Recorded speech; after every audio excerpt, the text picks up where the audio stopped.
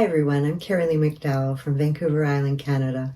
I'm very honored to be here today at the Globe Sound Conference with you to share the sacred and divine sounds of the Nepalese singing bowls with the guitar, and just to get you into the moment, just thinking of the present moment and aligning with the sound of the bowls and the guitar, and maybe breathing in through your nose for a count of 5 and out through your mouth also through a count of 5.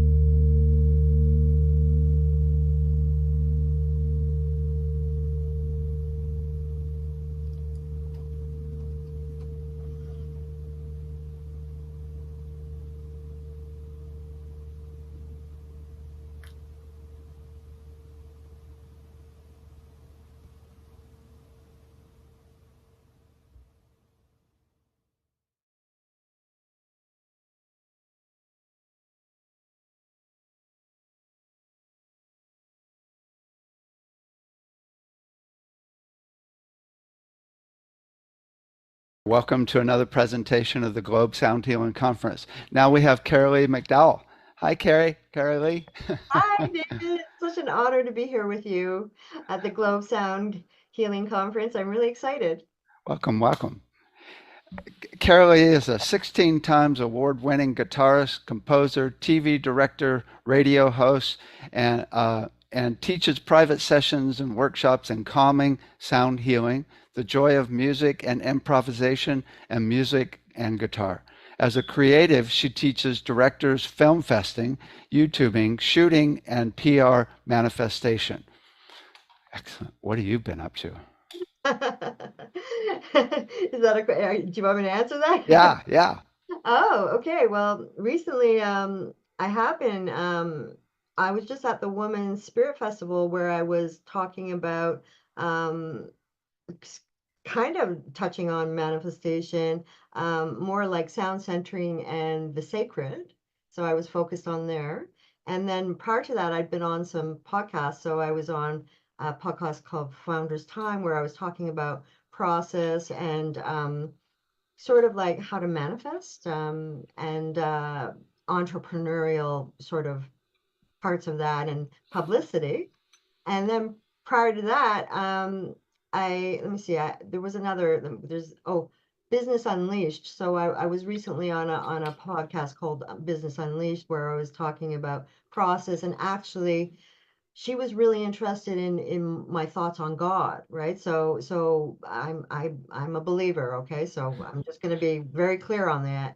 I believe everybody should worship the way they want, and I think also that if you don't have God in your life, look at your higher power and your inner wisdom. I don't judge anybody for whatever position they take. So, but that was really fascinating being able to talk about sort of like your ethical approach within your business and maybe with what you're doing creatively. And so that was really fun. I But love that. that's what I've recently been doing. And then prior to that, I made a movie, right? As you know, I made a 13-time award movie called a TV television show. It was originally a television show, but then we decided to fest. And then we started winning all these awards, which we weren't really expecting. And we had a lot of fun with that. It was so fun. And we currently have a Hollywood distribution offer that I'm looking at. I'm not really quite sure where to take my film yet. I'm sort of humming and hawing about what I should do with it. But it's been a really fabulous transformational experience working with people from all around the world that were contacting me after we released the film, a whole bunch of festivals from all around the world.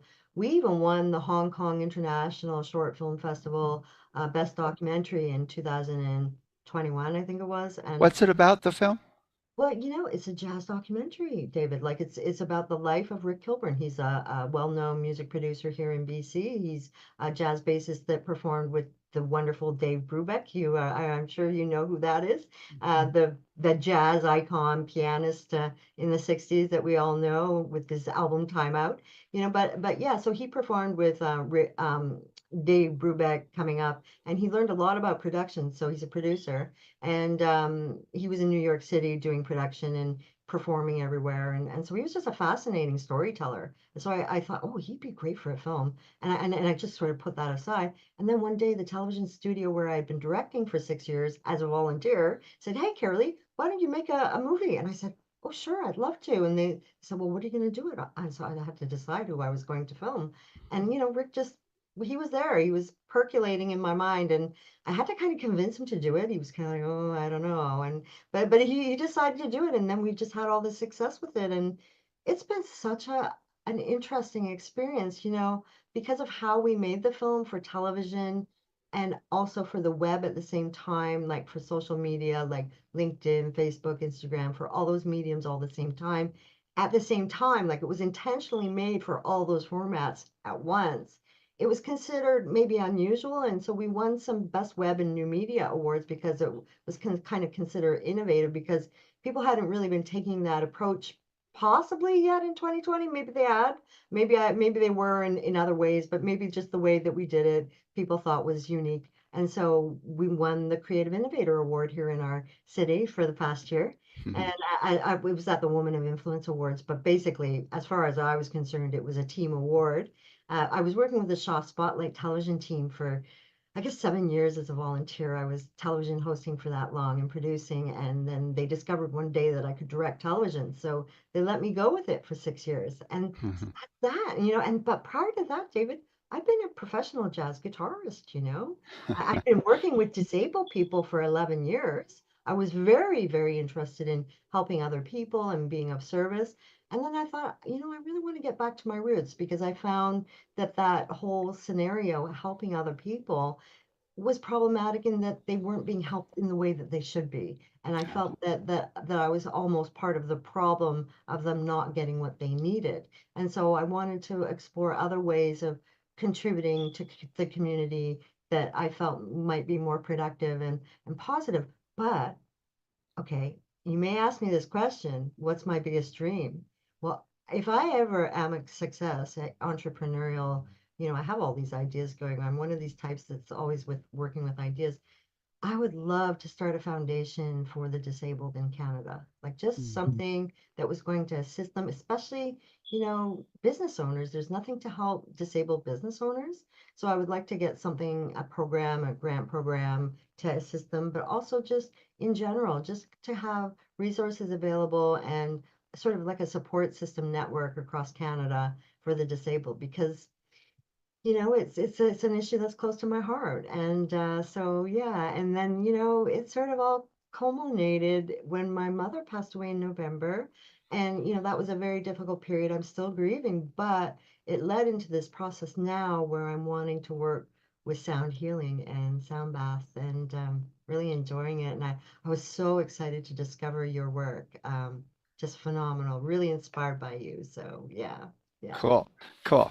Okay, so tell us about your discussion and what we're going to talk about. Yeah, so today we're going to talk about the idea of sound centering and what I'm using when I'm referring to that term. What it's actually a process. So I wanted to actually empower our viewers here so that they can actually practice some of these techniques for themselves and maybe create some really wonderful meditations at home. So there's different ways you can do it, either with an instrument if you do play an instrument. Of course, you'd want to work with your instrument. Or if you're a vocalist or someone that doesn't play an instrument, you can use your voice, of course. Or if you're not feeling very comfortable about using voice, you could use a singing bowl, right? So I'm just gonna let this sound for a moment. So I'll just let you hear what a singing bowl sounds like. Everybody knows, I'm sure, that's part of this festival, this conference, but so as you can see, playing one tone can get you quite centered. I just want to play this one because this is my favorite one. Hitting my guitar here, sorry about that. So here we go. This is my favorite. It's an A. And this is a Nepalese singing bowl. So you can really center yourself just by doing some deep breathing as you play the singing bowl. Breathing in through a count of 5 through your nose and out through your mouth for a count of 7. So I'll ask everyone to do that. So breathe in for a count of 5. 1, 2, 3, 4, 5 through your nose. And then out through your mouth. 1, 2, 3. As long as you can let that go.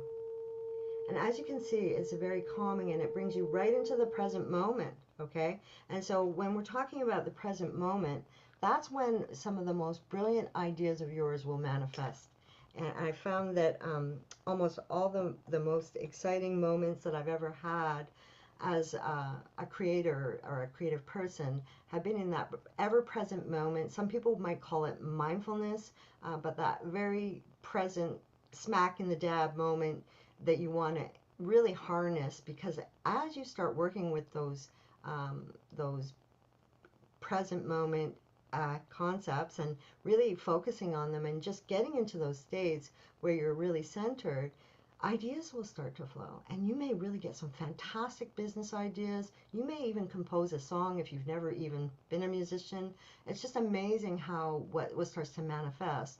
And I've been really interested in the concept of manifestation. You know, when we started winning all those awards, 13 awards, I was wondering what's going on. Why am I manifesting all this? Even my fortune cookies were saying, "Oh, you're gonna have wonderful things happen to you." Like everything was, coming this way, and I'm like, what have I done here? So also getting into a really kind of positive mindset is really important in order to manifest, right? It really is. So the things that we can do to achieve those states are Turn very off your original sound. yeah, sure. Sorry. So so the things we can do to achieve those states of positivity, um, and real a positive mindset are things like affirmations, vision boards, because vision boards are very uplifting. I work with vision boards to help people manifest, and they're very powerful tools. I have to say, I made a vision board in 2015. I'd never done any television work. I'd done a lot of radio, never done any TV, never done any movie, hadn't done a lot of things, didn't own a home, and I put all of this on my vision board, and then I'm telling you, David, I think maybe 1 or 2 years later, all of it had happened. I had a house.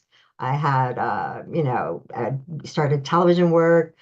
The movie took a little while, but then that came, and it seemed like that every little thing that I even put thoughtlessly on my vision board was starting to manifest. So, I got some ideas about that. The basic law of resonance says that a strong vibration will overcome a weaker, but it's also the law of attraction. And when you create a strong resonant field, it will actually draw things to you. So what I've even done is I actually did a vision video. But then what I did is I put together this Cirque du Soleil play, and I put together a whole website as if it's already happening. And I created a 20-minute video demo of the play. So now and then a friend of a friend said, oh, Dave's got a play, and then I'm hooked up with the top producers of Cirque du Soleil, right? And if I had just thought about it, and wow. and people had come to me and said, oh yeah, I'm thinking about a play, you wouldn't get any credibility.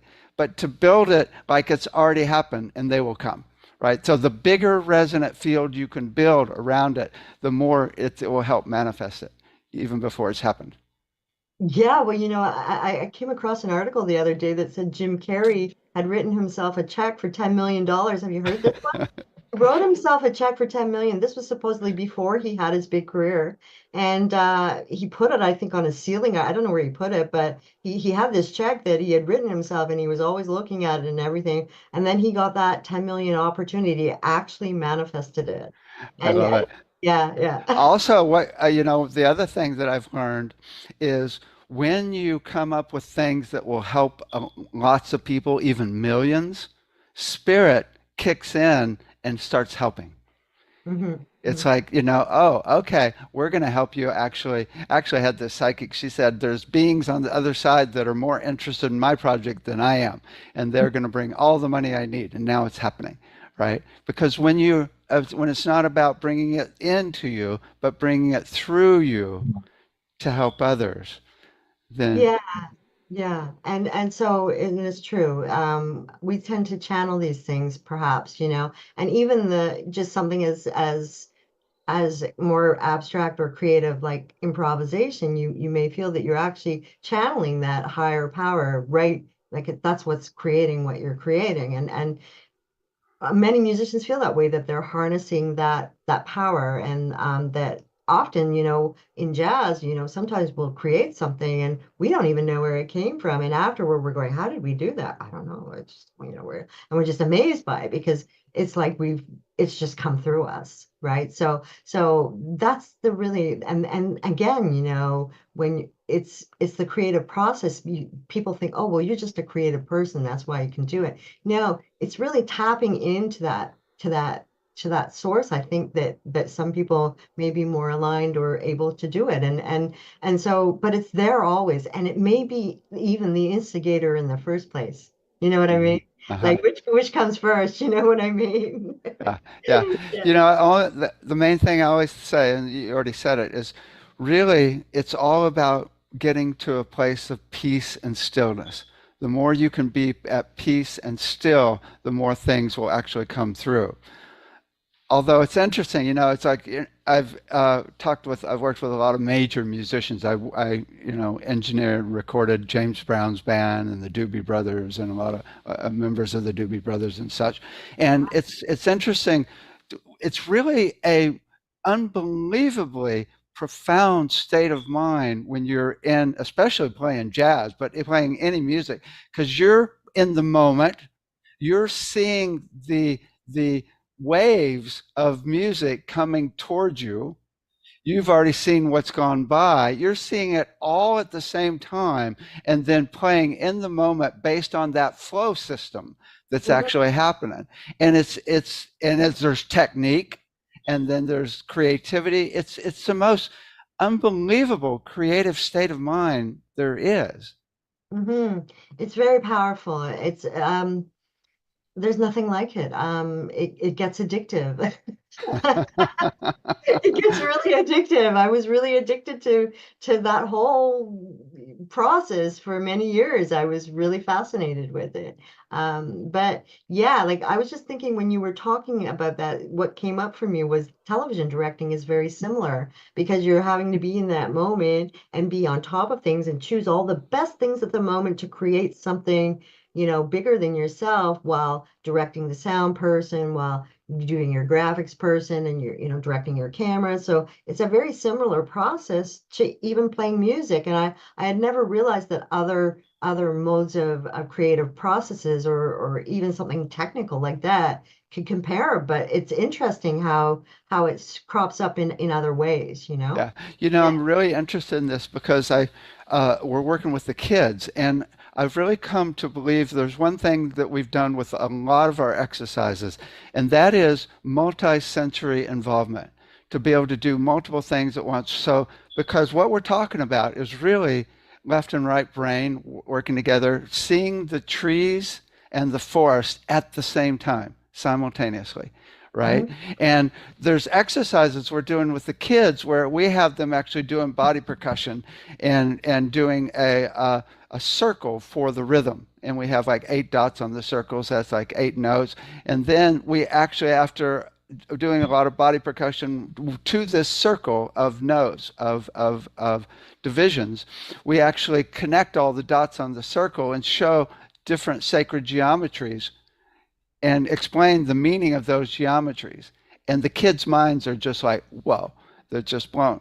And then they use that circle as a creative tool to be able to actually create music. And then Oh, we, that's wonderful. Oh, yeah, wow. I can yeah. see how you could relate that to the intervals and use the music intervals. Anybody that knows about music knows what we're talking about here, but just a simple interval and get those complex relationships happening and Oh, get something really creative happening. oh Yeah. my God. And then we have them actually make music to their pulse and then to the Schumann resonance rhythm. I mean, yeah, Well, yeah, you're talking about like interconnectedness with the creative process, which is beautiful. That's really exciting. Yeah. yeah, yeah, yeah. Yeah, wow, that's inspirational. Like, you don't get me going on this. Like give me lots of ideas of things to think about. But yeah, it's working with children is also a very it's a privilege. They learn so quickly. They're just like sponges in how they learn, and it's phenomenal. Just how quickly they can proceed with information as they learn it. It's I've been very inspired working with young guitar students actually just because of how they learn. Yeah. So tell us more, or are you going to do a little demonstration of creativity, or tell us more Yes. about the creative process? Well, maybe I'll just talk about. So, what I want to talk about is just aligning with that one note, okay? Getting into that centered moment. But then, if you're an instrumentalist or someone that wants to explore a bit further, perhaps you do play a bit of guitar. So, just I want to talk about something that I like to do. I tune my E string down to a D. This note. So I'm just gonna turn on the the music setting here. That's So funny. I have to tell you why you're doing that. I always tune my E down to a D on my guitar, and I never, ever now play real songs. I only do improvisation for 10 years on guitar. And of course, I got a guitar with my name on it. It says it's Gibson guitar. of course, right? Of course, it's a Gibson. That's funny. But yeah, yeah. Like I know what you mean. It's so those. It's so much fun to play these meditative explorations and to really tune your E down to a D. There's just something so beautiful about that low D resonating. It's just and how it works with the A. This note. Let me just play it for people so they can hear it. So here's the A. I'm just turning it up a bit. Here right, and then there's the D. So if I just go between those two notes and start off with a drone, so tune your E down to a D, everybody, and then just, play them. The D, A, right? And just let it ring and be patient with it. Let it sound, be patient, and maybe get a rhythm going. You may want to count to 8 very slowly, or maybe you're just going to go approach it a bit more freely. All right, and then you're going to add a note. Here we go. You could be doing this on crystal bowls too. The same thing. Yeah. Yeah, it's just starting off with one note. You could even start with one note and then to the 2, right? And now you're going to add some improvisation, right? And you're letting these sounds proceed very slowly, patiently, maybe thinking about your breath as you go ahead, right? So I'm kind of getting out of sync here, but here we go. Right? So, and now I'm just going to start improvising. Using the modes, I really love playing modally. So I will kind of mess around with the major third and the minor third, the happy and the sad sounds, as we might say to the children, right? So, okay, here we go. So here's the D. Here's the third, the major third.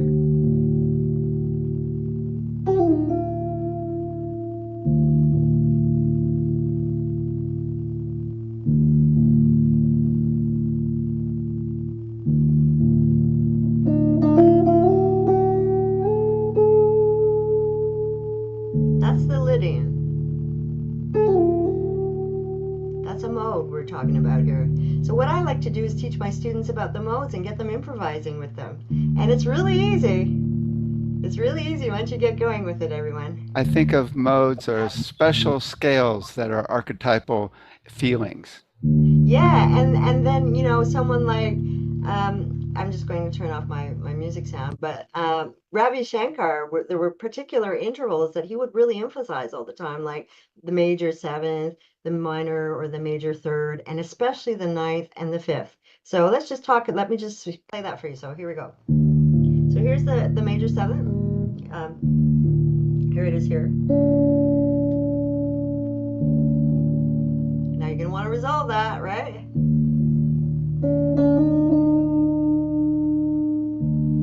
So experimenting with consonant and dissonant sounds and letting the dissonance resolve. Right?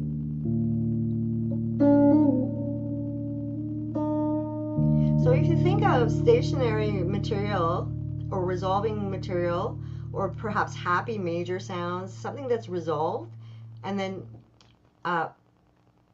so if you think of happy sounds and major sounds that are stationary and resolved, and that they might need to move somewhere, it's that moving material that might be the dissonance or that needs to resolve, right? And so if you start thinking in that overall hierarchy of just moving and stationary, you can really get some wonderful improvisation happening, even if you don't know that much about music. You just need to know that you have to resolve it if it's dissonant or if it's moving. This is with more of something like a sound bath where you're trying to create peaceful sounds and calming, reflective, a tranquility, right? So I just wanted to teach people about it because it's actually a process, like it's teachable, right? I want to throw in something that's really interesting.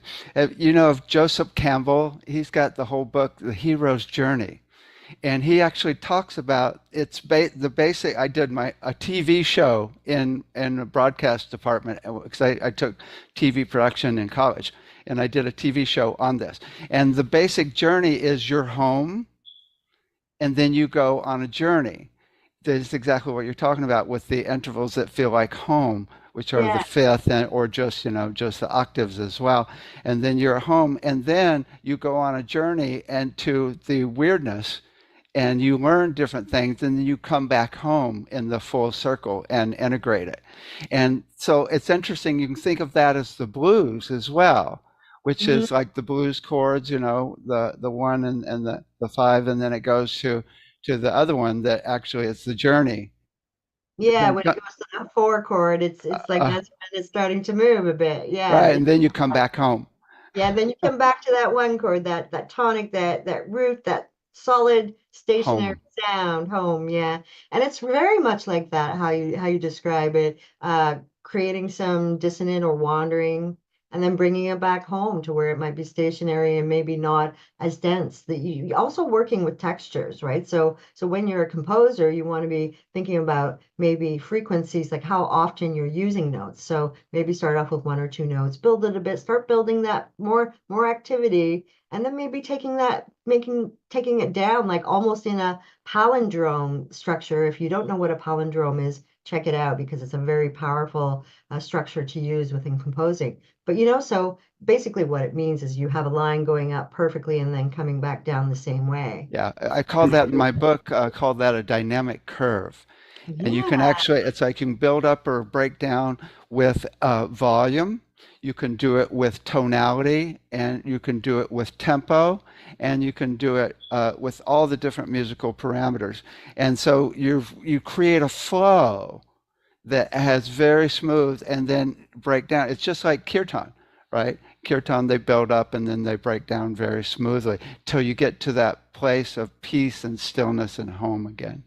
Yeah, and when you find that place, it feels so good. It's just so calming. And so I would like to empower anybody that wants to study with me or take one of my sound bathing courses. I empower you with the tools so that you can actually start this practice on your own.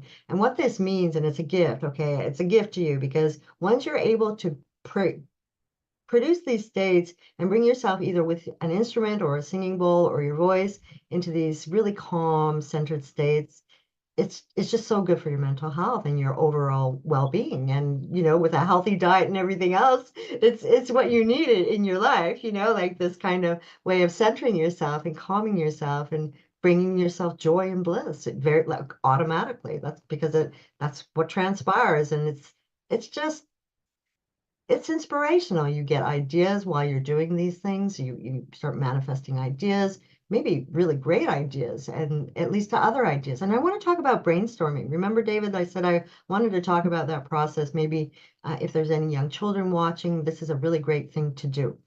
So I want to tell you, it doesn't matter what your creative process is, whether you're a photographer or a musician or a painter or a theater person, film, whatever. Use your medium within this. Okay, so start off with a word if you're a writer in a circle or a phrase or a little phrase or a couple words.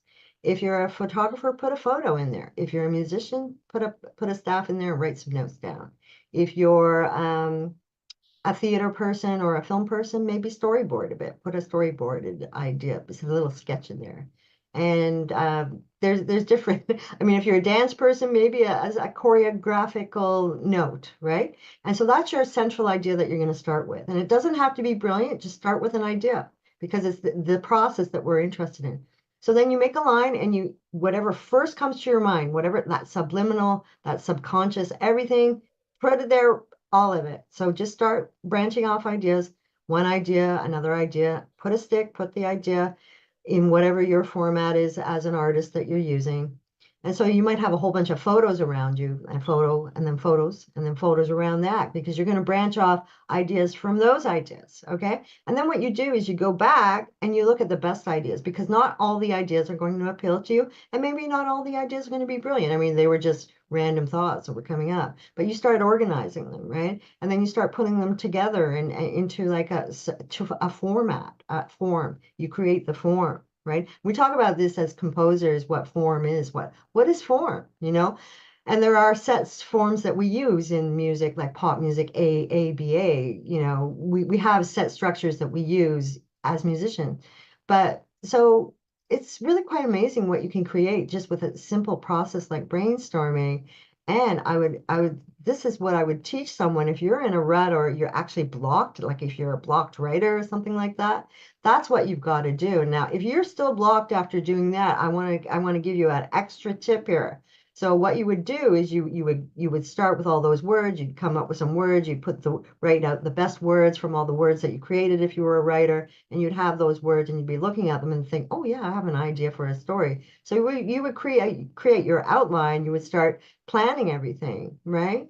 But well, I'm just going off on a tangent here, but what I wanted to say was it's a really wonderful way of gathering ideas, uh, create working with inspired ideas, gathering them and creating a form, right? And so once you have your form, you have your creation.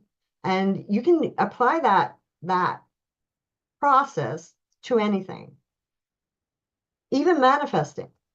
So it's really not about actually having a goal. It's just coming up with ideas and then looking at the ideas and seeing what form might come from all those ideas. Yeah, well, you could start with an idea too. Like maybe it would be a really good idea that you really loved that you wanted to work with. It doesn't have to be so random. But the thing, like I was really into John Cage. My composition teacher was James Tenney, and he was pals with John Cage, the great avant-garde composer and mushroom expert, everything. I mean, John Cage was brilliant, a genius. But so someone like John Cage was into indeterminacy, right? Where he'd be using very random processes from the I Ching to very generating randomness deliberately to work with it and then structure it. And I mean, they were working with rooms full of computers back in the 60s when, we have a computer in front of us on our desk now, but they had whole rooms back then and they were using cards to program these computers to do all these special things within music and all these kind of indeterminate sort of kind of directions they were giving the computers to kind of create this music. And I'm telling you, like it just how it's evolved over the years. We've got thousands of years of music tradition, like centuries, if not thousands of years. And so being able to draw on all of that as a musician, as a composer, is so exciting. And why was I playing Lydian? I was playing that Lydian mode for a little while, if you noticed. And the Lydian mode goes way back, way, way, way back to ancient Greece. And that's why I like to play it. It's a wonderfully mysterious mode, but it has that flavor. Each mode has a character to it, right? So once you get to know the modes, what that means in music, basically what it means is starting a scale off of each note of the scale. So C major, C, D, E, F, G, A, B, C. You start with C, build a C major scale using those notes. And then you would just use the same notes, but start them from D, right? D, D, E, F, G, A, B, C, D. And that's your Dorian scale and so on. And the patterns always repeat no matter what scale or key you're in, no matter what key you're in, rather, right? So you can apply it to everything. It's amazing how the systems work. But once you get to know how intervals work in music, you can almost start just to think intervallically. And like I said, thinking about the use or lack of use of space and stationary material and moving material. And like you said, bringing it home. We go into that into the intervals in our classes here, and I've got it in my book, which is really good for putting a set together for crystal bowls and knowing what intervals you're going to create and what chord you're going to create, and with the bowls or Tibetan bowls or even tuning forks as well is really really cool. Excellent. Yeah, Okay. yeah. In order to play the bowls in a more harmonious way, it is good to know what the intervals, how they sound, how to know them, what they sound like. Yeah. And also, it's interesting when you think of intervals, it's really the relationship between anything in the universe, whether it's two plants, two planets, two people, two crystals, or two anything. That's what a musical interval relationship is the relationship of any two things in the universe. Oh, now you're really going there. But Yeah. yeah, like when we start thinking, see, that's the thing. You're into interconnectedness, so you like to think of those concepts as you apply them. That's new to me. I am not quite there yet. I'm learning, David. Yeah, that's one of our instructors, Randy Masters. He actually looks at everything as a musical interval relationship and then takes it into his body as that musical interval. right? That's phenomenal. I've never thought of that before, right? So Okay, so manifestation, the most important thing that people don't know how to do is how to actually, after you come up with these ideas, how to actually manifest it and actually make it happen. Whether it's tell us more.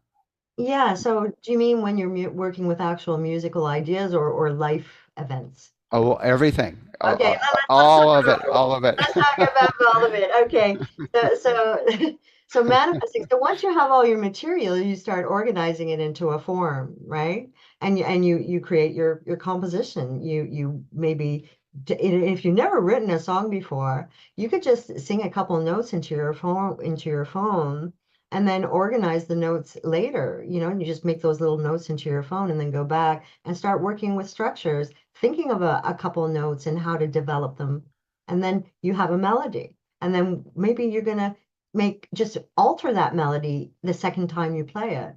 And then maybe the third time you play that melody, you're going to alter it and change it and develop it further. And then maybe you're going to provide some improvisatory material and start working with that and incorporating it into those first three statements you made. Do you see how you build the idea? You create something. And then you will have a composition if once you start learning how to approach these things. I can guide students how to do it, but when you look at the overall life way of manifesting things in your life, and I've been doing a lot of this. Even my fortune cookies are telling me things. I'm like, how is this happening? But manifesting is I can't say that I'm a true expert, but what I would say about it is create your vision board because a vision board is a very powerful tool. So many very well-known people who have had huge successes in their lives or created really interesting creative projects have worked with vision boards and what you need to do to make the vision board manifest because you can make the vision board and never look at it again. That's not going to help you. You have to put that vision board somewhere where you're going to see it and where your subconscious is going to pick up on it. I have one in my bathroom. I have one also where my phone is. I have one. I just so that when I'm standing in my mirror in my bathroom getting my hair ready or something like that, I can see it. It's like off to the side, and I will look at it and think, oh, I want to do that. And the more you look at your board, you'll start to think of ways to empower the board, and you'll actually start to think of strategy related to the items you've put on your board or the photographs or whatever you've put there, and you will just start to work it out. It's just what starts to happen. I mean, human beings are creative people. You'll be looking at it and go, oh, maybe I should do that. And you'll just start to get ideas as you look at it over months and months and months, and you'll be amazed at what starts to happen. And actually, things will start to happen that you may not even intend. Like, I didn't expect to be good at television directing. How would I have known that? Right? Like it just turned out I could do it like almost right away with no mistakes, and that was unusual. But it's because I had done radio for 17 years. So, but you know what I mean? So I would add one thing to that. yeah. It's really important. I was just thinking about it as you were talking.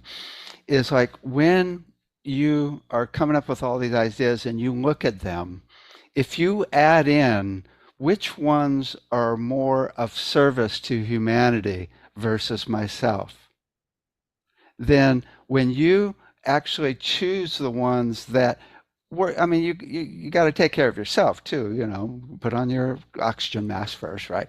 But but when you actually focus on the service, the ones that are really going to help people, unusual things start to flow. I'm noticing that, David. Yeah.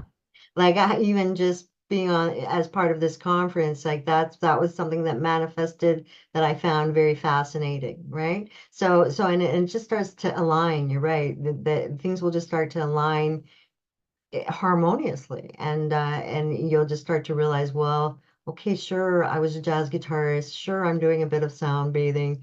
that maybe I'm meant to do my music in a way that is going to help people, and maybe jazz isn't so helpful. I don't know. Like I'm just talking about the process, but I think jazz is very helpful. I think a lot of people really enjoy jazz and love jazz, but working with a sound bath, that's something that people like all around the universe can enjoy. It's meant for enjoyment, and that's what I guess I like about it, is just that I'm bringing some calming and centering and tranquility to people, because I had felt, David, that during the past pandemic period, that so many people got off center. They felt unbalanced. That it was a very difficult people and a very traumatic time for so many people, and that was part of my calling, to want to kind of like give back and maybe bring a bit of joy into people's lives. Yeah, yeah.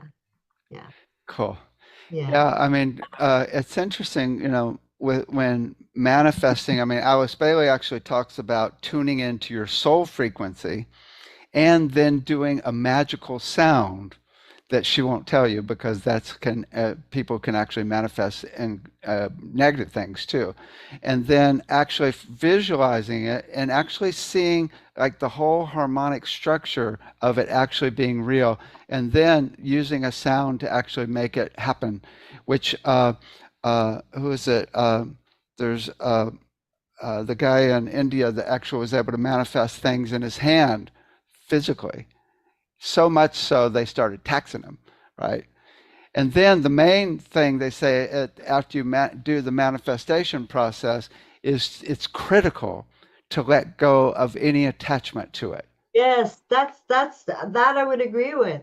We can accumulate, a house, or this thing in your house or that thing, but sure, your house starts to get filled up with junk over a couple of years, and you might have too much stuff in your garage. Like you gotta let go of that stuff. You can't keep it around. It's gonna make you sick. I mean, dust, mold, whatever. You don't want it there, right? So you gotta you gotta clear out, you gotta do regular purges of junk that you just don't need. And those attachments are difficult. Many people have attachments. It's just part of maybe how we are as human beings. We develop attachments, habits.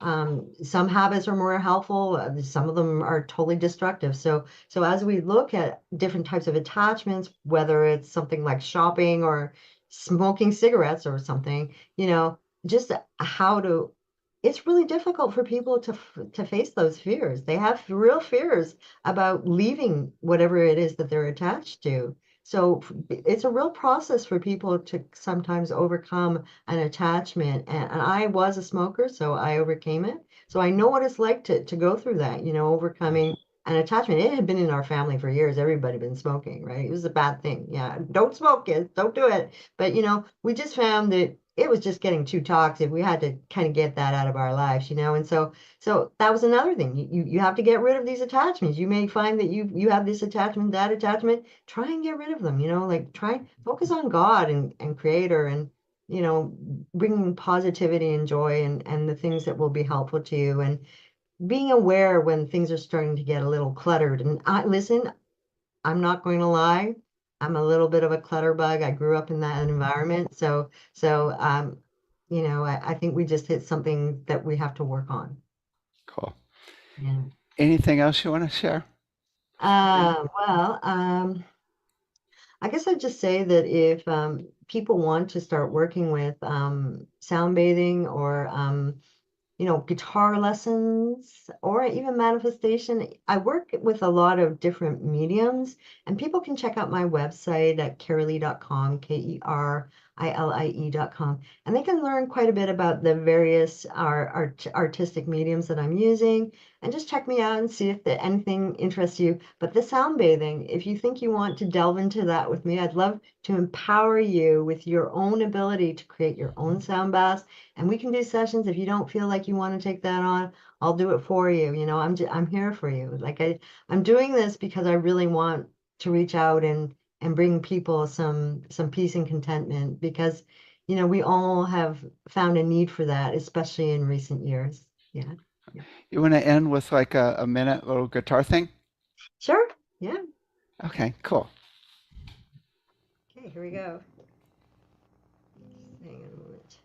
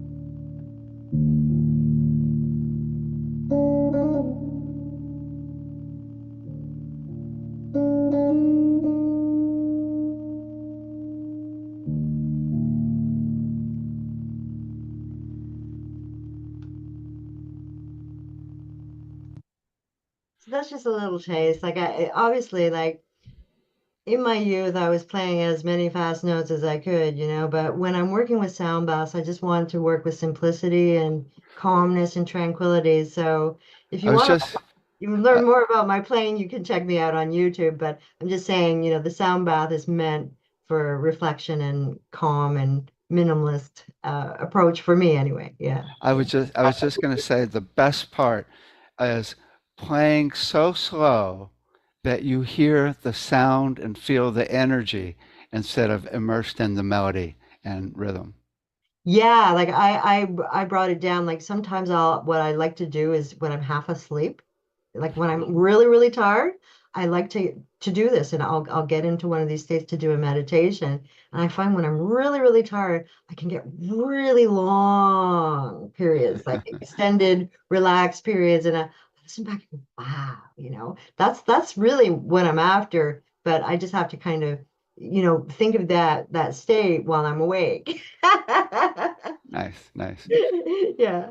Well, thank you so much. Yeah. This Oh, was David, it's fun. been wonderful chatting with you. I kind of feel that I haven't really spoken enough about maybe brainstorming and affirmations. I really want to encourage people to do their affirmations and their journaling and to really get out in nature. Like do the forest bathing too, okay? Get that forest bathing happening, get out regular exercise, get that sun exposure 2 hours a day. Like there's certain things you've got to do to keep it all happening and manifesting, guys. So and try those vision boards. And if you like, I'll be doing a vision board workshop I think on January 9th through the network. So people can learn more about me at my website. And it's been such an honor and it's so exciting to talk to you.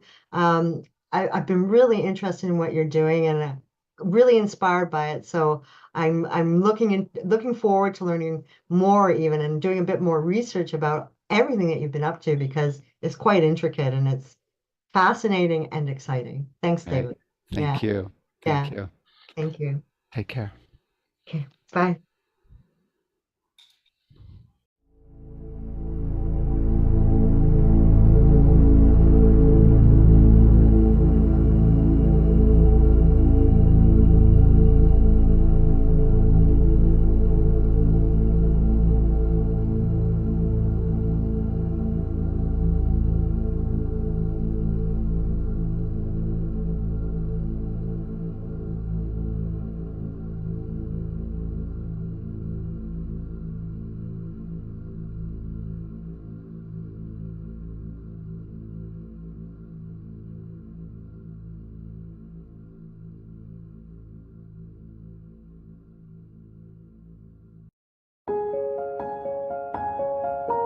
This has been a presentation of New Earth One Network, your home for New Earth living.